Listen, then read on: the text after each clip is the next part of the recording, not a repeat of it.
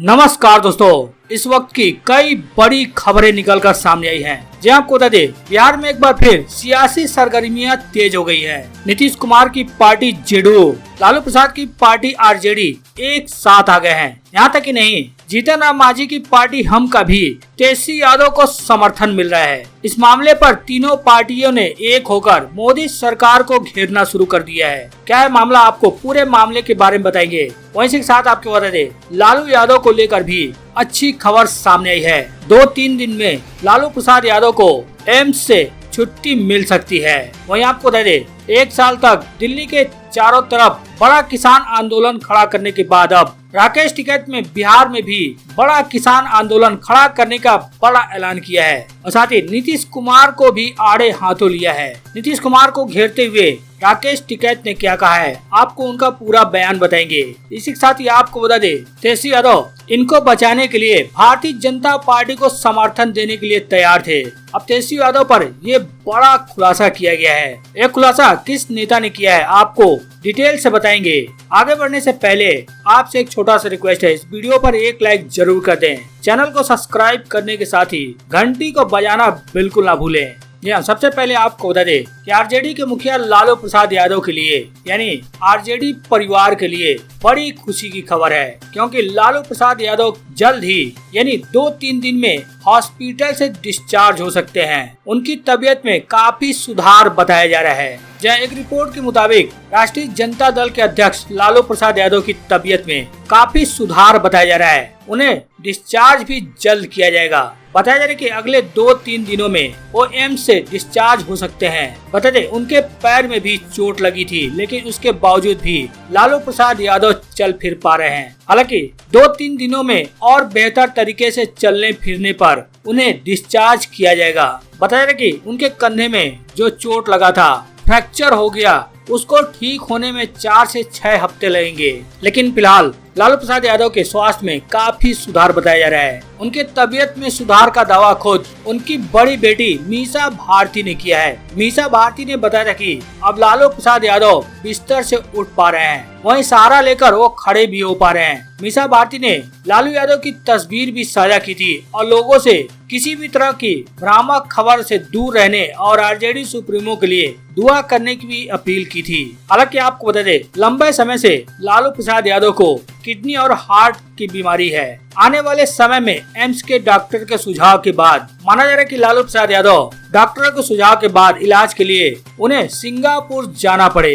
बहरहाल आगे बढ़ते हुए आपको बता दें, अब बिहार में इस एक मुद्दे पर जेडीयू और भारतीय जनता पार्टी आमने सामने आ गई है। वहीं जेडीयू और आरजेडी, यहाँ तक कि जीतन राम मांझी की पार्टी हम भी एक साथ आ गए हैं। जहाँ लगातार बिहार में कोई न कोई मुद्दा उछलता रहता है। अब बिहार में एक नया मुद्दा सामने आ गया है। हालांकि इसको लेकर बिहार में जमकर विरोध प्रदर्शन भी हुआ था, लेकिन अब इसी मुद्दे को लेकर जेडीयू और आरजेडी फिर से एक साथ दिख रही हैं। बता दें, नेता प्रतिपक्ष तेजस्वी यादव ने एक ट्वीट किया है। ट्वीट में उन्होंने भारतीय जनता पार्टी पर निशाना साधते हुए ऐसे मुद्दे की बात की जिस पर जेडीयू संसदीय बोर्ड के राष्ट्रीय अध्यक्ष उपेंद्र कुशवाहा बीते दिन वह मुद्दा उठा चुके थे। दरअसल यह मुद्दा आर्मी बहाली को लेकर है, हार में पूछे गए जाति और धर्म को लेकर है। तेजस्वी यादव ने ट्वीट करते हुए लिखा कि जात न पूछो साधु की, लेकिन जात पूछो फौजी की। संघ की बीजेपी सरकार जातिगत जनगणना से दूर भागती है,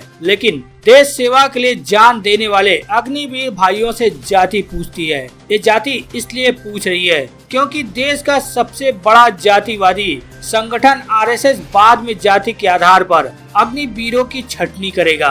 हालांकि आरजेडी और जेडीयू के साथ होने की बात हम इसलिए कर रहे हैं क्योंकि बीते दिन उपेंद्र कुशवाहा ने भी इसी मामले को लेकर ट्वीट किया था। उन्होंने ट्वीट करते हुए लिखा था कि माननीय रक्षा मंत्री राजनाथ सिंह जी, सेना की बहाली में जाति प्रमाण पत्र की क्या आवश्यकता है जब इसमें आरक्षण का कोई प्रावधान ही नहीं है। संबंधित विभाग के अधिकारियों को स्पष्टीकरण देना चाहिए। हालांकि एक न्यूज चैनल से बातचीत करते हुए भी उपेंद्र कुशवाहा ने कहा था कि सेना भर्ती में जाति और धर्म का कॉलम देखने के बाद मुझे भी इसका आश्चर्य हुआ। किसी भी व्यक्ति की जाति जानने की जरूरत तब पड़ती है जब उसके पिछड़ेपन को दूर करने के लिए सरकार विशेष अवसर दे। सेना में तो ऐसा है नहीं। इस परिस्थिति में जाति जानने का क्या औचित्य हो सकता आवश्यकता है, यह बात मुझे समझ नहीं आ रही है। हालांकि इसी मुद्दे को लेकर तेजस्वी यादव को जीतन राम मांझी की पार्टी का भी समर्थन मिला है। जी हाँ, बिहार के पूर्व मुख्यमंत्री जीतन राम मांझी की पार्टी हम के प्रवक्ता दानिश रिजवान ने भी जाति पूछे जाने पर आपत्ति जताई है।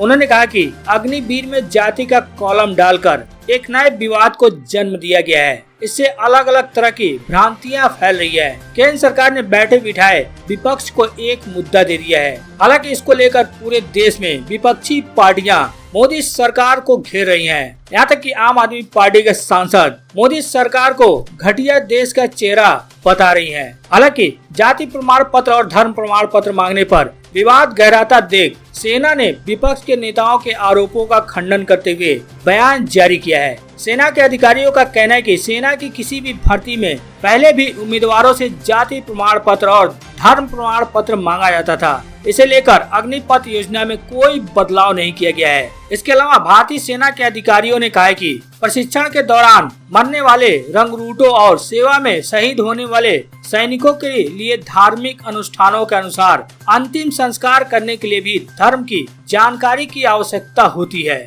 बहरहाल आगे बढ़ते हुए आपको बता दें, अब राकेश टिकैत ने बिहार में भी बड़ा किसान आंदोलन खड़ा करने का ऐलान कर दिया है। जी हाँ, भारतीय किसान यूनियन के प्रवक्ता राकेश टिकैत ने बिहार में किसानों की हालत को लेकर बड़ा बयान दिया है। राकेश टिकैत का कहना है कि वे बिहार में भी किसान आंदोलन को खड़ा करेंगे।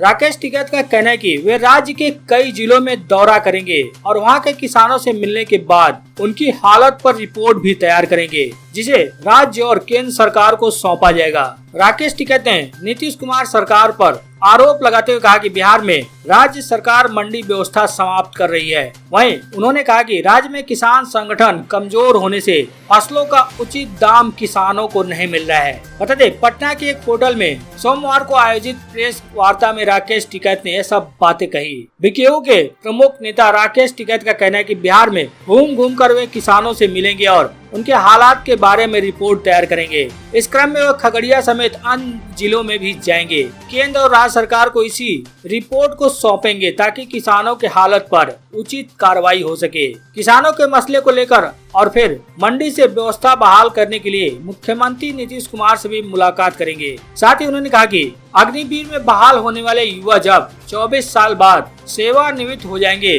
तब यह बड़ा आंदोलन होगा।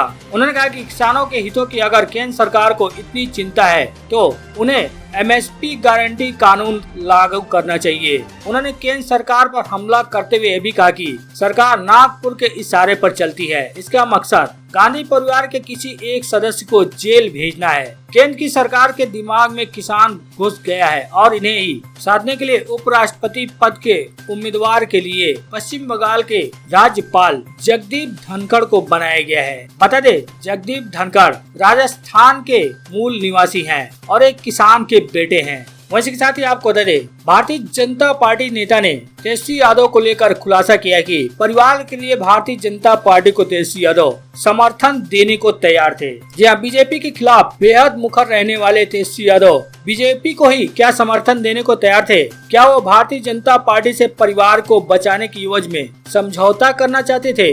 आरजेडी और खुद तेजस्वी यादव भले ही इससे इनकार कर रहे हों, लेकिन कहीं न कहीं बीजेपी नेता ने इसे लेकर बहुत बड़ा दावा कर दिया है। बीजेपी बिहार के अध्यक्ष संजय जायसवाल ने दावा करते हुए कहा कि तेजस्वी यादव केंद्र और बिहार में भाजपा को समर्थन देने के लिए तैयार थे। इसके बदले में वह चाहते थे कि भ्रष्टाचार के आरोपों से उनके परिवार को मुक्त कर दिया जाए। जैसा कि आपको पता होगा, लालू प्रसाद यादव चारा घोटाले के आरोप में जेल भी जा चुके हैं। फिलहाल वो जमानत पर बाहर हैं। यहाँ तक ही नहीं, बिहार इकाई के अध्यक्ष संजय जायसवाल का कहना है कि आरजेडी के नेता तेजस्वी यादव चाहते थे कि केंद्र सरकार उनके परिवार को भ्रष्टाचार के मामले में बचाए और वह इसके बदले राज्य में पार्टी की सरकार बनाने के लिए समर्थन देने को तैयार हैं। उनका कहना है कि यादव ने केंद्रीय मंत्री नित्यानंद राय को एक उड़ान के दौरान यह पेशकश की थी। उन्होंने कहा था कि राजद नेता का यह दावा कि राय उनकी पार्टी में शामिल होना चाहते थे, हताशा में दिया गया बयान है। बता दे,